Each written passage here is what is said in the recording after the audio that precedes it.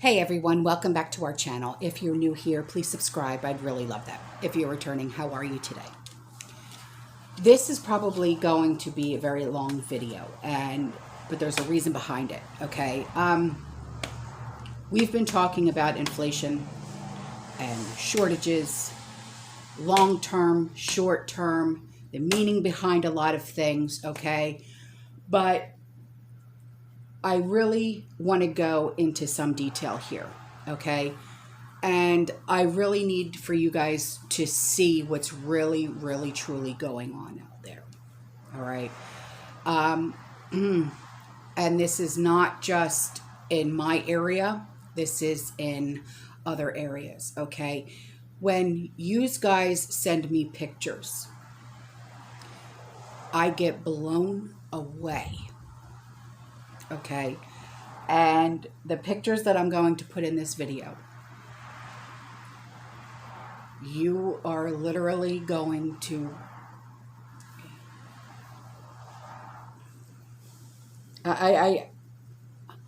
when I say I have no words, I have no words, okay? So, there's going to be a link in the description box below of an article that I'm going to reference, okay? Because I know that you guys like to have your references. So do I, obviously, okay? But you're going to need a heck of a lot more than just coffee and chocolate, okay, to get through this, all right? So people only need to drive by a gas station, right, to know that the prices are just going up. Okay, inflation is driving up prices across the United States economy, and it's not just on gas. The economy has been a roller coaster through this pandemic with shutdowns and hoarding. But that friggin' word there again, hoarding. Hoarding, that word. We as people of the prepared mind are not hoarders. For Christ's sake. For crying out loud, I really wish they would stop that. But maybe they're referring to people who went panic buying, bought up all the toilet paper, and then tried to sell it on Amazon for $100 for a 4-pack. Maybe they're referring to those people. I don't know. But, you know, stop with the wording, right on? Supply chain delays, labor shortages. Rona is still here, and so are the economic problems that came with it. Now, you can add inflation to that list. And soon, in my opinion, hyperinflation. So, Duke University economics professors Emma Raisel and Connell Fullenkamp spoke to reporters recently about when and what these rising prices could mean this holiday season. What causes inflation? Economics tend to think that inflation is driven by demand. In this case, what we've got is both supply and demand factors going on. From the demand side is the massive stimulus the federal government has pumped into the economy during the pandemic. At the same time, we have supply chain issues because all the goods and services can't get produced, or they're in the wrong place to get to the consumer's hands. And then there's the labor shortage. A lot of people have basically stopped working, in some cases permanently. In some cases, they're waiting on the sidelines for things to get better. So we have both supply and demand factors that both are moving in the direction that pushes prices up.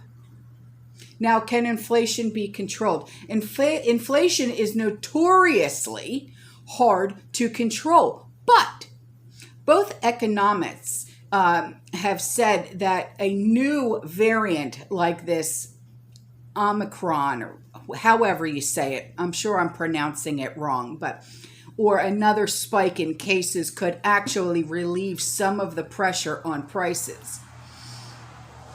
I'm on the fence about that. So potential shut-ins or slowing down of economic activity could slow inflation. I've been hearing, a little birdie has told me, but I'm not going into that. So it's going to give us a little bit of short-term relief from inflation. We've already seen markets reacting in a classic uncertainty mode. And that means that prices of things like oil can go down because the markets think demand could go down. But that could be bad news for the long term. It may also prolong and postpone the eventual recovery of the supply chain. We are hoping that the supply chain issues that were feeding some of the inflation would get resolved quickly. But with the rise of Omicron, one of the things it could do is both suspend production in different parts of the world and continue to gum up the supply chain even worse. Interest rates could also go up. If we do move into a more inflationary environment, higher interest rates, unfortunately, are absolutely inevitable. If interest rates do go up, it makes it harder for the consumer to borrow for items like a house, a car. But if interest rates rise slower than inflation, the value of people's savings accounts could eventually decrease. So what does this mean for right now? Inflation means uncertainty. Rising prices means it makes it harder for people to plan for the future. Hence why we prep. Yes? So we saw a lot of this word, hoarding and shortages last year when there were concerns about things like toilet paper and so on. So that was a pandemic-driven response. You may see something similar in an inflationary environment. So here's the warning in other words coming at you. Okay? So if people worry too much about rising prices, they could start stockpiling again. So many people in the economy today have not lived through a period of inflation. The last time we had significant inflation was back in the 70s. So most people living and working today have always seen price levels stable with very small increases over time, just as their salaries have gone up over time. Dealing with a world in which prices are going up a lot and people don't know how to think about it or plan for it will create even more uncertainty just in people's day-to-day lives. Will my pay go up? In real terms, the purchasing power of many families has actually gone down, despite the fact they've received fairly significant wage increases. We have wage increases at a pace of 3 to 3.5%, which is really unusual for the past decade. About of high inflation is 5 to 6%, comes by and unravels that rather quickly. Okay, sorry, my window is open and I'm not giving up this fresh air for nothing. So inflation would hit low-income families the hardest with increases on energy bills, rent, and groceries. Inflation is especially bad because it hurts the folks at the lowest end of the income distribution the most because they spend their money that are most vulnerable to inflation. Now, employees will push for higher salaries as prices increase. This year has already seen labor unions go on strike and wildcat strikes for better wages for bus drivers, factory workers, fast food employees. If prices are going up with day-to-day essentials, employees will push for higher salaries because their cost of rent and food and other essentials is going up, so they need more money to pay for it. And companies will try to push at least some of those wage hikes into higher prices for consumers. Again, this creates a vicious cycle. So what do? The first thing to do is don't panic. Well, right, don't panic. But, and you know there's always that but. Somewhere, somehow, there's always that but, right on? So an inflationary environment tends to feed on itself if people make panicked short-term decisions. Well, as people of the prepared mind, we've been preparing for something like this. It's the others, the zombies, that everything's fine. The government will take care of us. Potatoes in office. Build back better. Right. Okay. So inflation can be self-fulfilling prophecy. If everyone thinks there will be inflation, then prices will go up. And when life becomes very uncertain, people tend to become more and more short-term focused. How are we going to get through the next few weeks or months rather than thinking for the longer term? Don't make big changes to retirement accounts or investments, she says. Try to avoid the hoarding that we see some of the non-perishable essentials. So you don't want us to feed our family for the next year or 2 years? You want us to be waiting in bread lines? Nay, nay. So if everybody goes out and buys in huge numbers because they're concerned about the prices going up, that will eventually force prices to go up more. Nay, nay. So inflation is self-fulfilling in many ways. If everybody believes there will be inflation, there will be. Okay, so... oh, shyster. So now we're going to enter some pictures here, okay? Sent in by subscribers and pictures that I took myself. Okay, so this subscriber says it isn't even December 1st. Well, when she sent this to me, it wasn't even December 1st. And she went to a local Big Lots in town. And she said the store is was destroyed by the hurricane. And this is what I found. I asked, did y'all not get merchandise, or was this people purchasing? And the cashier said it was full before Christmas, but Black Friday wiped them out. So no more decorations, no more toys, empty bare shelves. Just wait. Here you go.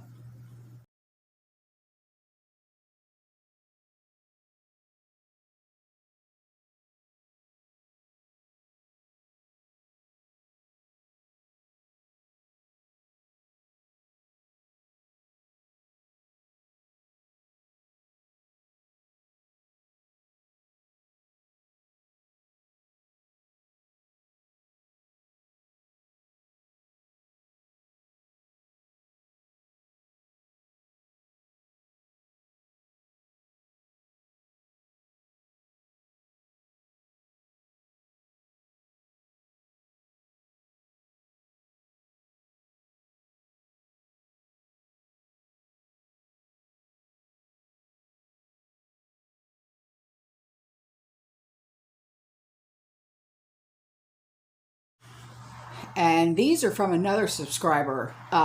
Meets the prices. My God. And she sent these pictures and also photos from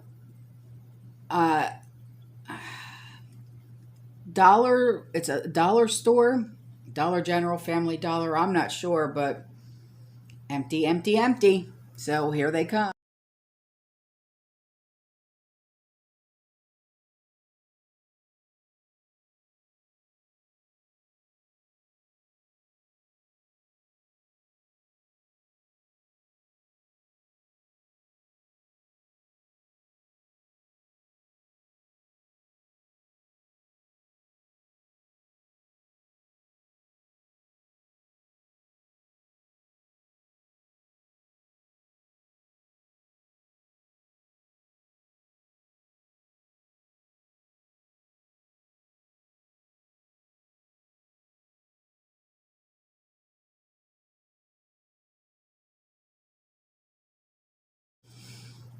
And here's a little something that a subscriber made that she would like to give away to all of us here in the ABG community.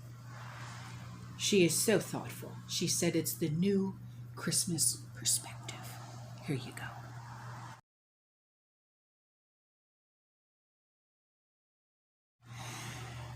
And this subscriber, because we were talking about the recall on Secret deodorant, she's in the Washington D.C. area. She went to CVS and she took pictures of the prices of Secret deodorant in her area. It's like triple than what it is here in the Tampa Bay area. Here, take a look at this.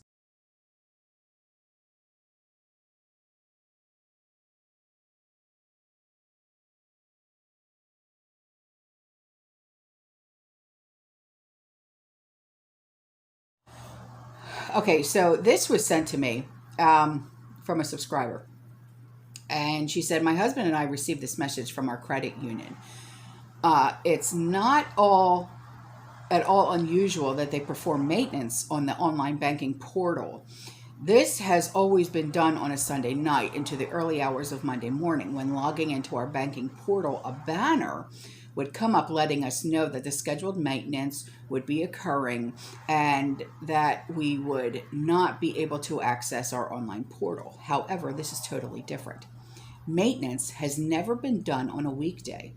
Also, we have never been told that our debit card and ancillary, ANCILLARY services may be disrupted during this time. And we've never gotten a message on our phones about anything from our credit union. Now, I've never received anything like that either. I called our local branch to verify, which they did, but said they couldn't give us any more information other than what is in the original message. Could this be a transfer to the new blockchain system and digital currency? I don't know, but this is all suspicious. Huh. So let's talk about this in the comments section, okay? Here's a picture of it. Hang on.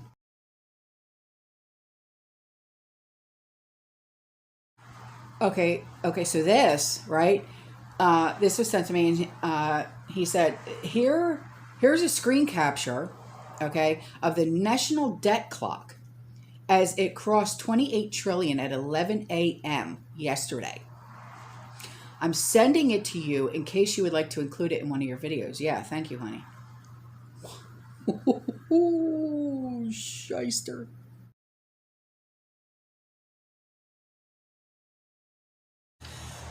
Okay, now these pictures that I'm putting in now are ones that I took personally, okay, from Publix, Winn-Dixie, and Targets, okay? Now, what you're going to see are the pictures from Publix are the ones that say the limits, okay? Because there's limits on just about everything in Publix, okay? The one from Winn-Dixie, you're going to see toilet paper in the candy aisle. I swear. And Target there's shortages and stuff like that. So I wanted to just share with you the pictures that I took personally, okay? So hang on.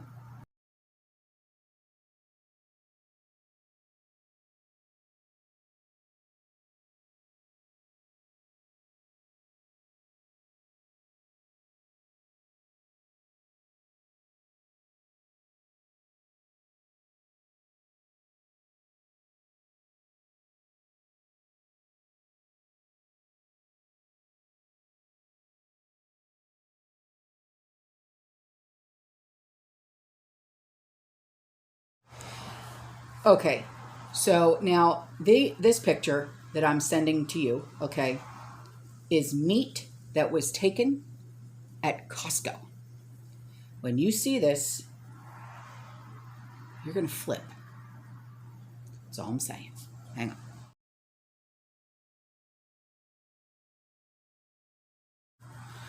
Okay, final thing. I'm going to put in some pictures, okay, that were sent to me from someone who manages a truck stop in her town. She said, I thought you might find it quite interesting to see the manifest of my freight order, okay? Highlighted in pink, okay, I want you to keep this in your mind. Highlighted in pink are the items that I did not receive because they're out of stock in the warehouse. I estimate it to be about 40 to 50% of my order. Wow. So there's 6 pictures, okay, and this is her order that she put in for stock for her truck stop. So wowzers. All right, so I'm going to put these pictures in, okay? So I'll see you guys in the next one. I love you. All right, you stay safe, you stay positive, you keep prepping. Please don't stop. As always, fear less. Ciao.